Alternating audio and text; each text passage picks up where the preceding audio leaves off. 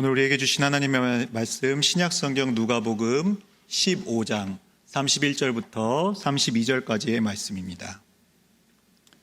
신약성경 누가복음 15장 제 성경으로 신약 122면에 있습니다. 누가복음 15장 31절 32절 두 절의 말씀입니다. 하나님의 말씀을 한 목소리로 받들어 읽겠습니다. 아버지가 이르되 너는 항상 나와 함께 있으니 내 것이 다 내 것이로되 이 내 동생은 죽었다가 살아났으며 내가 잃었다가 얻었기로 우리가 즐거워하고 기뻐하는 것이 마땅하다 하니라. 아멘. 이것은 하나님의 말씀입니다. 오늘도 말씀을 배우고 말씀을 따르며 말씀에 비추어 예수님을 닮아가는 우리 모든 성도님 되길 바랍니다. 오늘은 누가복음 15장 31절과 32절의 말씀을 가지고요, 아버지의 마음이라는 제목으로 말씀을 나누고자 합니다. 이 세상을 살아가다 보면요, 우리는 어려운 일들을 많이 겪곤 하죠. 그런데 이러한 말이 있습니다. 세상에서 가장 어려운 일, 부모가 되는 것. 세상에서 가장 어려운 일이요, 부모가 되는 것이라고 합니다. 여러분, 부모가 되는 것 쉬운가요? 어려운가요? 쉬우신가 보네. 다 키워주셔서 그런지 몰라도 여유가 있어 보이시는데 초보 아빠인 저 같은 사람들에게는요, 부모가 되는 거 참 어렵게 다가옵니다. 내 아내 배에서 나왔는데 우리의 유전자를 받고 자랐는데 이상하게 생각하고 말하는 것이 부모와 다른 것 같습니다. 도대체 누구를 닮은 건지 가끔은 한탄하기도 합니다. 근데 부모가 되는 것은요, 10년, 20년 지난다고 끝나는 것도 아닌 것 같습니다. 그 아이들이 또 장성하고 결혼을 하여 가정을 이끌고 오면 요새는 손자, 손녀까지 할머니, 할아버지가 돌봐야 되는 그러한 상황이죠. 부모가 되는 것 정말 어려운 것 같습니다. 그렇다고 돈이 많다고 잘 키울 수 있는 것도 아닌 것 같습니다. 예전에 삼성의 고 이병철 회장님이 입버릇처럼 했다는 말이 있습니다. 내 마음대로 안 되는 것이 딱 두 개가 있는데 첫째는 골프고 둘째는 내 자식 키우는 것이다 라고 그렇게 말이죠. 부모가 되는 것, 세상에서 어쩌면 가장 어려운 일 같습니다. 그런데 오늘 말씀에도 한 아버지가 등장하고 있습니다. 예수님은 자신에게 말씀을 들으러 온 무리들을 향하여 세 가지의 말씀, 누가복음 15장에서 세 가지의 말씀을 하셨습니다. 첫 번째는 잃은 양의 비유, 두 번째는 잃은 드라크마에 대한 비유, 그리고 오늘 마지막 세 번째로 잃은 아들에 대한 비유. 우리는 이 비유를 가리켜 돌아온 탕자 이야기라고 이야기도 합니다. 그 내용은 우리가 너무나 잘 아는 내용이죠. 두 아들을 둔 아빠가 있었는데 하루는 둘째 아들이 와서 유산 달라고 합니다. 아버지가 아직 건강한데도 유산 달라고 해서 아버지는 고민 끝에 그 유산을 나누어 줬죠. 그랬더니만 이 아들이 어떻게 합니까? 그것을 가지고 먼 나라로 떠나서 다 탕진해버립니다. 유흥을 즐기면서 탕진해버립니다. 그럴 때 또 그곳에 흉년이 오게 되죠. 그제서야 그 아들은 자신의 손에 아무것도 없고 자신이 돼지를 돌보는 그 비참한 상황에 놓여서야 아버지를 생각합니다. 그래서 그가 어떻게 결심하나, 내 아버지의 그 많은 품꾼들에게는 먹을 것이 남아도는데 나는 배고파 죽겠구나. 나 이제 아버지께로 돌아가리라. 그리고 아버지에게 말하리라. 내가 하늘과 아버지께 범죄했습니다. 이제 나를 아들 중에 하나로 보지 마시고 품꾼의 하나로 돌이켜 봐주십시오 라고 말이죠. 그렇게 그 마음, 그 다짐을 곱씹으면서 고향으로 돌아가고 있었습니다. 그 걸음은요, 너무나 더디고 힘들었을 것입니다. 그런데 그때 아버지는 무엇을 하고 계셨을까요? 아버지는요, 어쩌면 돌아오지도 않을 그 아들이 언제 돌아오나 기다리면서 먼 곳을 바라보고 계셨습니다. 그때 저쪽에서 웬 거지 같은 몰골로 한 청년이 다가오는 것이 보이죠. 아버지는 단번에 알아봅니다. 내 아들이다. 내 아들이 돌아왔다. 라고 하면서 아직 거리가 먼데 달려가 그 아들을 안아주고 그 아들에게 입맞춤해 주죠. 아들은 아버지를 향해서 연습했던 그 말을 이제 꺼내기 시작합니다. 아버지, 내가 하늘과 아버지께 죄를 저질렀습니다. 이제부터는 나를 아버지의 아들이라고 불릴 자격이 없습니다. 라고 하며 자신을 품꾼의 하나로 삼아달라라고 말을 하려고 하는데 아버지는요, 아들의 말을 딱 끊어버립니다. 그리고서 자신들의 종들을 향해 말합니다. 가장 좋은 옷을 가지고 와라. 그리고 반지를 가지고 와서 그의 신분을 회복시켜줘라. 그리고 가장 좋은 신을 그의 발에 신겨주어라. 뿐만 아니라 살찐 송아지를 잡아다가 잔치를 열자. 내 아들이 돌아왔다라고 하면서 크게 잔치를 열지 않습니까? 그렇게 모두가 아들의 귀환을 기뻐합니다. 신분이 회복된 그 아들을 기뻐합니다. 모두가 함께 기뻐하는 그 즐거운 잔치, 바로 천국 잔치가 열린 것이죠. 우리는 이 이야기를 들으면서 믿음 없고 그 아버지의 마음을 아프게 했던 그 아들을 향해 손가락질하긴 합니다. 물론 이 둘째 아들은요, 비난받아 마땅하죠. 그는 아버지의 명예를 더럽혔을 뿐만 아니라 아버지의 살림을 거덜냈습니다. 이것은요, 아버지가 살아 생전에 유산을 요구하는 것은 당시 근동 문화에서는 상상할 수도 없는 그러한 일이었습니다. 마을 곳곳마다 아마 소문이 났을 것입니다. 에휴, 저 콩가루 집안. 명예를 중시하는 유대 사회에서 그 집안을 향해 사람들은 손가락질할 것입니다. 에휴, 저 콩가루 집안. 아버지 역시 재산을 나누어 주어서는 안 됩니다. 그럼에도 불구하고 아버지는 말합니다. 이 내 아들은 죽었다가 다시 살아났으며 내가 잃었다가 다시 얻었노라 하며 그렇게 기뻐하죠. 탈무드에는요, 응답받지 못하는 기도 세 가지에 대해서, 세 사람의 기도에 대해서 기록된 것이 있다고 합니다. 아무리 하나님께 울부짖어도 응답받지 못하는 세 개의 기도가 있는데, 첫째는 증인 없이 자신의 돈을 빌려준 사람, 둘째는 자신의 재산을 이방인에게 준 사람, 셋째는 살아서 재산을 자식에게 주는 사람. 이러한 사람은 응답받지 못하는 기도이다라고 유대 사회에서 그 전에 내려오는 전통, 그 탈무드에 그들의 경전에 기록될 정도였습니다. 아버지가 돌아가시기 전 아버지 유산 주세요 하는 건 나는 당신이 죽길 원합니다. 어서 죽으세요 라고 하는 것과 다름이 없는 것이었습니다. 그럼에도 오늘 아버지는 어떻게 하셨습니까? 12절 말씀 같이 한번 읽어볼까요? 그 둘째가 아버지에게 말하되 아버지여 재산 중에서 내게 돌아올 분깃을 내게 주소서 하는지라. 아버지가 그 살림을 각각 나눠 주었더니, 오늘 성경은 기록하고 있습니다. 아버지가 그 살림을 나누어 줬다고. 그런데 여기서 기록되어 있는 살림이라는 그 단어는요, 단순한 재산을 의미하는 것이 아닙니다. 바로 생명이라는 의미를 또 가지고 있습니다. 들어보셨을 것입니다. 비오스, 바이오가 여기서 나온 말이죠. 비오스라는 그 생명. 아버지는 단순히 살림을 나눠준 것이 아니라 자신의 지나온 그 모든 인생, 자신의 삶, 어쩌면 삶과 같은 그러한 모든 재산을 아들에게 나누어 준 것입니다. 그렇게 나누어 줬음에도 아들은 그것을 탕진해 버린 것이죠. 아버지의 삶, 그의 인생이 무시당했습니다. 아버지는 사랑을 베풀었지만 돌아오는 것은 아무것도 없습니다. 그럼에도 자신의 삶을 탕진하고 온 아들을 반갑게 맞아주는 그 아버지, 도무지 우리의 눈에는 이해가 되지 않죠. 그런데 우리는 지금 이 이야기를 들으면서 두 사람에게 초점을 맞추고 있습니다. 첫째는 아버지의 재산을 탕진하고 돌아온 탕자, 그 둘째 아들에게 바라보고 있고요.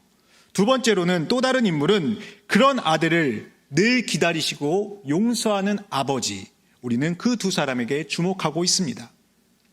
그런데 이 두 사람 이야기로 인해서 어느덧 한 사람이 눈에 들어오지 않습니다. 그 사람이 누구일까요? 바로 첫째 아들입니다. 어쩌면요, 우리는 이 이야기를 읽으면서 첫째 아들은 둘째 아들과는 좀 상반된, 대조되는 꽤 괜찮은 인물이구나 라고 생각하는지도 모르겠습니다. 그렇게 첫째 아들이 사라져 있을 때, 그런데 실제로 오늘 예수님은 그 첫째 아들에 대해서 이야기하고 싶으셨던 것 같습니다. 분량은 비록 적지만 예수님이 진짜 이야기하고 싶었던 그 이야기는 바로 첫째 아들입니다. 왜냐하면 첫째 아들 역시 잃어버린 자 중에 한 사람이기 때문이죠. 지금 예수님은 누구에게 이러한 비유를 이야기하고 계실까요? 누가복음 15장 1절과 2절에 따르면 모든 세리와 죄인들이 말씀을 들으러 가까이 나아오니 바리새인과 서기관들이 수군거려 이르되 이 사람이 죄인을 영접하고 음식을 같이 먹는다 하더라 라고 기록되어 있습니다. 예수님의 말씀을 듣는 무리, 첫 번째 무리는 세리와 죄인들이었습니다. 죄인들, 세리들, 유대인들이 절대로 가까이 하지 않던 그러한 더러운 자들이죠. 그들은 율법을 알지도 못하고 율법을 지키지도 않는 그러한 무지한 자들입니다. 그래서 서기관들과 바리새인들은요, 마음속으로 그러한 예수님이 그들과 함께하는 모습을 보면서 예수님을 향해서 손가락질하고 있었을지도 모릅니다. 그러한 자들, 죄인이다 허랑방탕한 자들, 마치 오늘 말씀에 나오는 돌아온 탕자와 같은 자들이 첫 번째 부류였습니다. 그러면 두 번째 부류는 누구입니까? 바로 바리새인과 서기관들입니다. 이들은 율법을 연구하고 율법을 가르치던 사람들이죠. 특별히 서기관 같은 경우에는 태어날 때부터 금수저를 쥐고 태어난 사람들입니다. 사내들인 공의회의 가장 높은 자리를 이 서기관들이 차지할 정도였습니다. 그러한 사람들, 나는 하나님의 말씀을 태어나서 한 번도 어긴 적이 없다라고, 나는 그 누구보다 하나님의 말씀을 철저히 지켰다라고 자부하는 자들입니다. 바리새인 역시 마찬가지입니다. 그들 역시 계명 지킴에 있어서 그 누구보다 철저했던 사람들이죠. 성경에 나와 있는 계명뿐만 아니라 조상들로부터 입으로 내려오던 그 구전율까지 그들은 모든 것을 기억하고 지키기에 힘을 썼던 자들입니다. 평민들은 그러한 바리새인들을 보며 존경할 정도였죠. 그런데 첫째 아들과 같은 사람이 바로 바리새인 그리고 서기관들과 같은 사람이었습니다. 예수님은 지금 이 두 부류 모두에게 말씀을 하고 계십니다.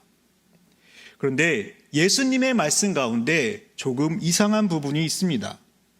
작은 아들이 분명 아버지 유산 주세요 라고 요구했는데, 조금 전 우리가 봤던 성경 말씀에 보면요, 그 아버지가 살림을 각각 나눠 주었다라고 기록하고 있습니다.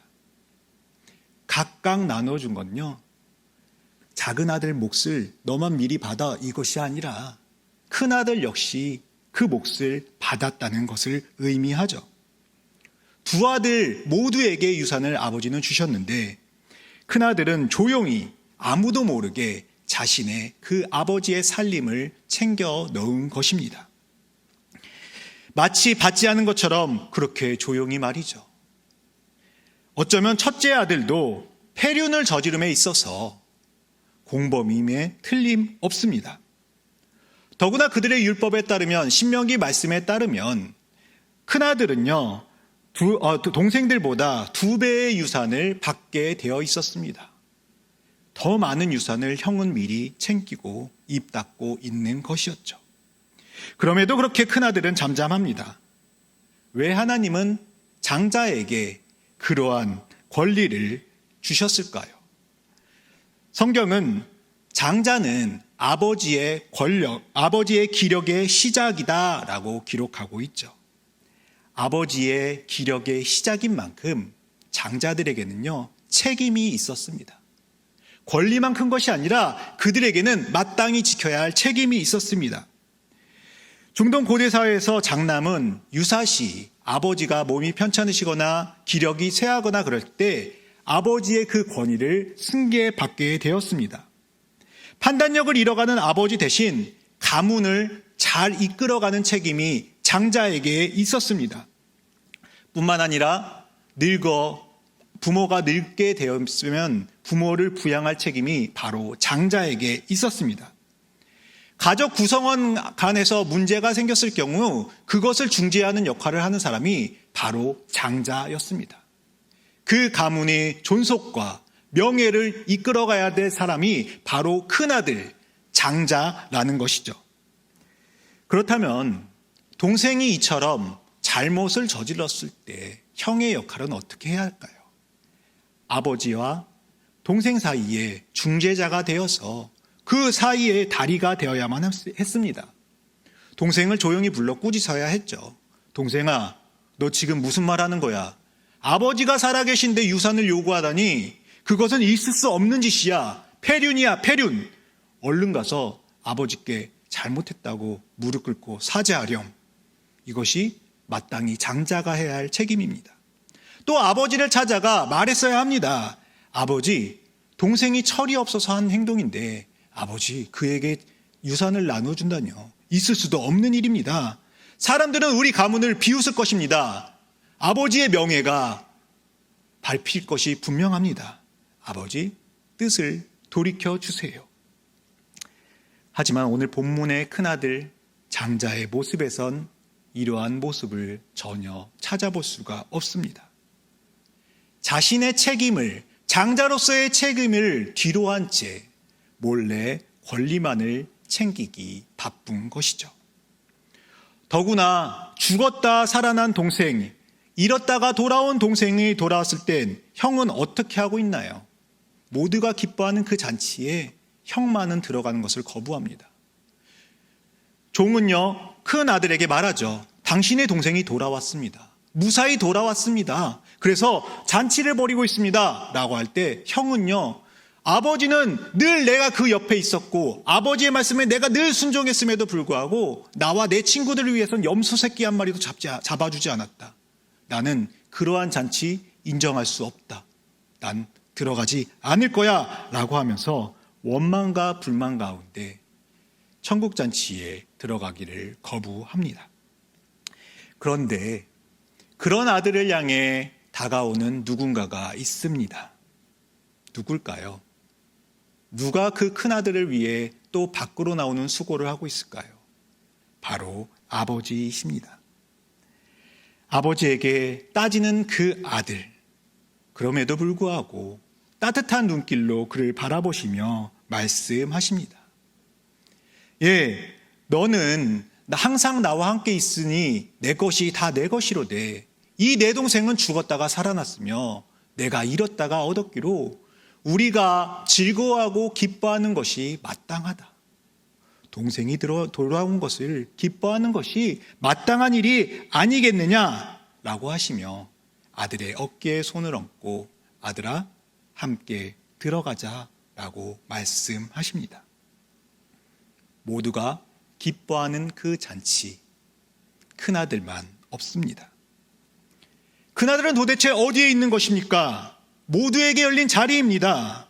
왜 그는 천국잔치를 거부하고 있는 것입니까?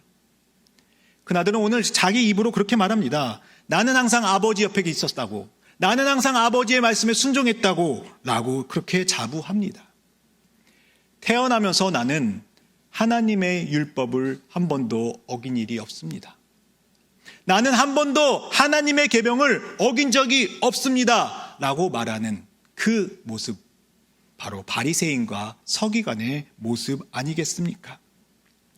그들은 세리와 죄인들을 용서하시고 구원하시는 하나님을 이해할 수가 없습니다. 부정한 자들에게 은혜를 베푸시며 용서하시는 하나님 인정할 수가 없습니다. 그래서 신뢰할 수가 없습니다. 어찌 내가 율법을 지키지 않는 저들과 더 더러운 자들과 함께 할 수 있겠습니까? 라고 하나님께 질문하고 있는 것이죠. 그들은 신앙의 열심은 있을지언정 그 마음에 하나님의 마음은 없습니다. 하나님께서 우리에게 율법을 주신 그 이유가 무엇일까요? 사도 바울은 로마서에서 이렇게 말씀하시죠. 같이 한번 읽어보겠습니다. 사랑은 이웃에게 악을 행하지 아니하나니 그러므로 사랑은 율법의 완성이니라. 아멘. 율법의 기초이자 완성, 그것은 바로 사랑이죠. 하나님을 사랑하고 이웃을 사랑하는 것, 그것이 우리에게 율법을 주신 목적입니다. 그러나 그들의 신앙은 너무나 형식화되어 버렸고 굳어버렸습니다. 단단히 굳어 바스러져 버릴 그런 화석처럼 변해져 있습니다. 율법을 주신 하나님의 마음, 그 뜻보다는 율법에 적혀 있는 그 글씨, 글자, 한자, 그 문자에게만 중심을 두고 있습니다. 구원의 간격으로 하나님의 법을 지키는 것이 아니라 내가 율법을 지킴으로 나는 구원을 얻을 수 있다라고 오해하고 말았죠.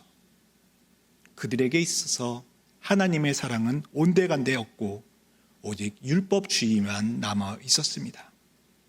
그리고 그러기에 남들의 시선, 남들의 평판이 중요합니다.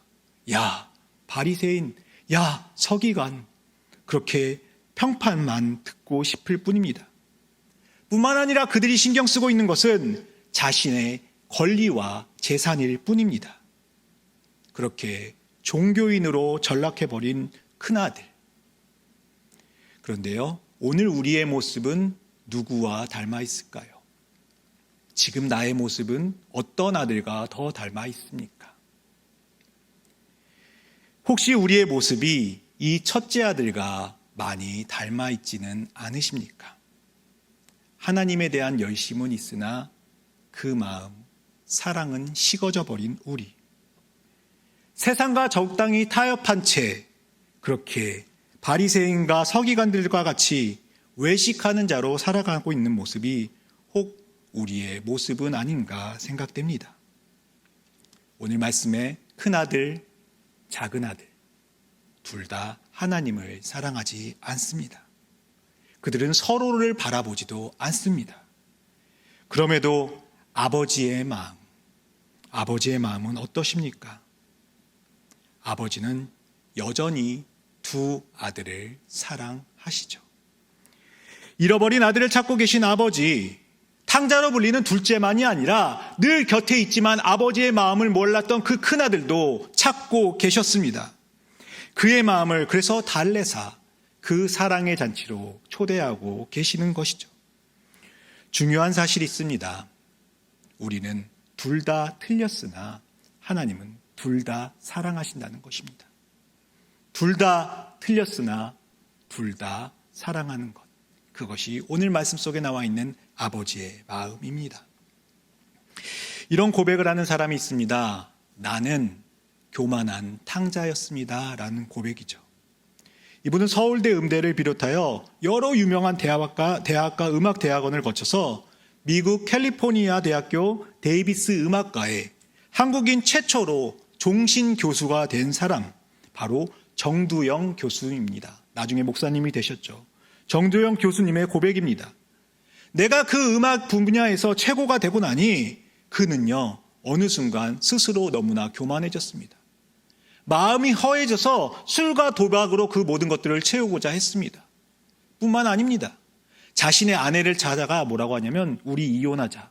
난 당신과 살 수 없다. 라고 그렇게 이혼을 요구할 정도로 그는 교만했습니다. 그런데 그러한 그에게 한 통의 전화가 오죠. 근처 마을에서 지역회관에서 부흥회가 있는데 교수님도 좀 참석해 주십시오라는 그러한 부탁이었습니다. 마침 큰아이가 골수염으로 수술을 앞두고 있기에 그래 부흥회 한번 가보자라고 하면서, 그리고 이혼 전에 아내랑 함께 그런 거 가보자라고 하면서 온 가족이 함께 부흥회에 참석하게 되었다고 합니다. 그런데 이 예배 가운데 아들이 말합니다. 아빠, 다리가 아프지 않아요. 다리가 더 이상 아프지 않아요. 라고 하면서 그의 마음에 뜨거움이 찾아오게 되죠.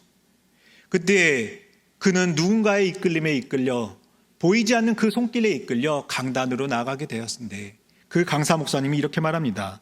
예수님을 영접하십시오.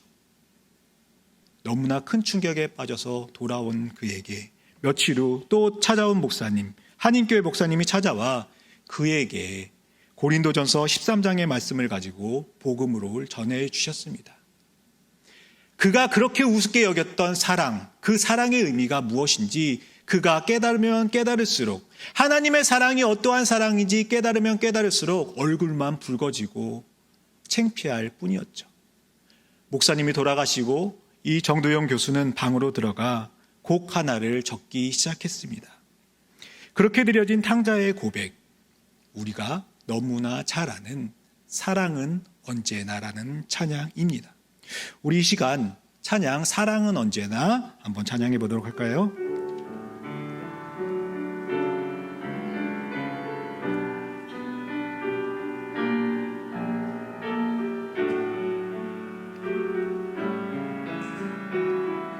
사랑은 언제나 오래 참고 사랑은 언제나 오래 참고 사랑은 언제나 온유하며 사랑은 시기하지 않으며 자랑도 교만도 아니하며 사랑은 무례히 행치 않고 자기의 유익을 굳지 않고 사랑은 성내지 아니하며 진리와 함께 기뻐하네 사랑은 모든 것 감싸주고 바라고 믿고 참아내며 사랑은 영원토록 변함없네 믿음과 소망과 사랑이 이 세상 끝까지 영원하며 믿음과 소망과 사랑 중에 그 중에 제일인 사랑이라 그 중에 제일인 사랑이라 아멘. 믿음과 소망, 사랑 그 중에 제일이 무엇인가요? 바로 사랑이죠.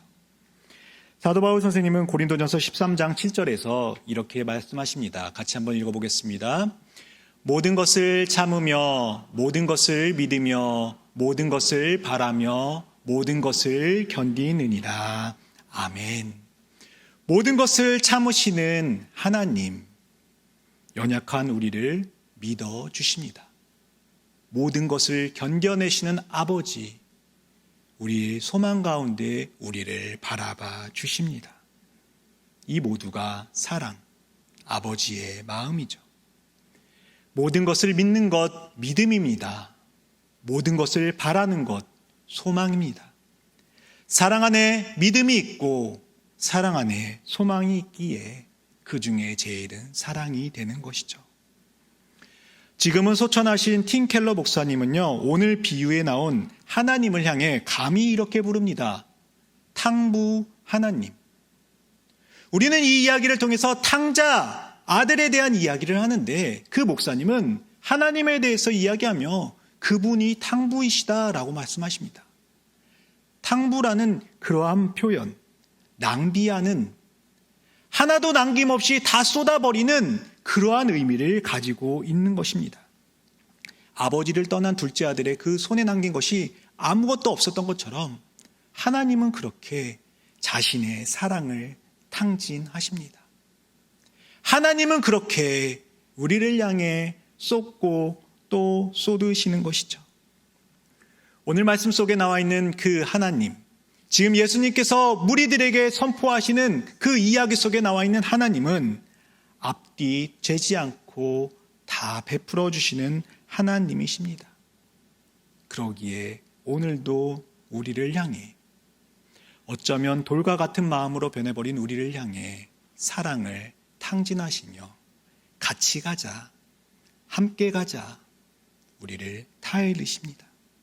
그분이 우리 하늘 아버지이시죠. 이제 우리의 마음을 하나님께로 다시 돌이킬 때가 아닐까요? 자신의 아들을 아끼지 않으시고 십자가에서 내어주신 아버지 그 사랑으로 말입니다. 사랑하는 성함의 성도 여러분, 오늘 여러분에게 있어서 하나님의 사랑은 어떤 의미를 가지고 있습니까? 세리와 같은, 죄인과 같은 우리, 아니 어쩌면 서기관과 바리새인 같은 모습으로 변해져 보여 있는 우리를 향해 오늘도 하나님은 말씀하고 계시지 않습니까?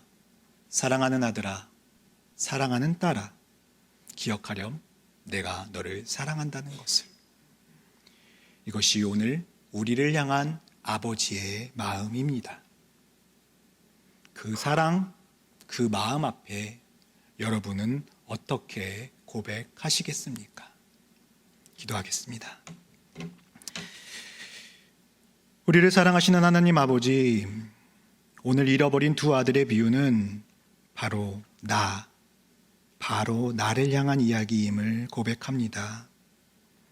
두 아들 다 틀렸으나 두 아들 다 사랑하시기에 아버지는 언제나 사랑으로 인내하시며 기다리시고 되찾고자 하십니다. 아버지의 마음, 그 사랑을 깨닫는 저희가 되게 하여 주옵소서. 앞뒤 재지 않으시고 탕진하시는 그 사랑 앞에 다시 겸손히 돌이키게 하여 주옵시고, 우리의 이름을 부르시는 그 음성 가운데 우리 역시 나도 주님을 사랑합니다, 아버지 나도 주님을 사랑합니다 라고 고백할 수 있게 하여 주옵소서. 감사드리며 이제는 주님이 가르쳐 주신 기도를 올려드리오니, 하늘에 계신 우리 아버지, 아버지의 이름을 거룩하게 하시며 아버지의 나라가 오게 하시며 아버지의 뜻이 하늘에서와 같이 땅에서도 이루어지게 하소서. 오늘 우리에게 일용할 양식을 주시고 우리가 우리에게 잘못한 사람을 용서하여 준 것 같이 우리 죄를 용서하여 주시고 우리를 시험에 빠지지 않게 하시고 악에서 구하소서. 나라와 권능과 영광이 영원히 아버지의 것입니다. 아멘.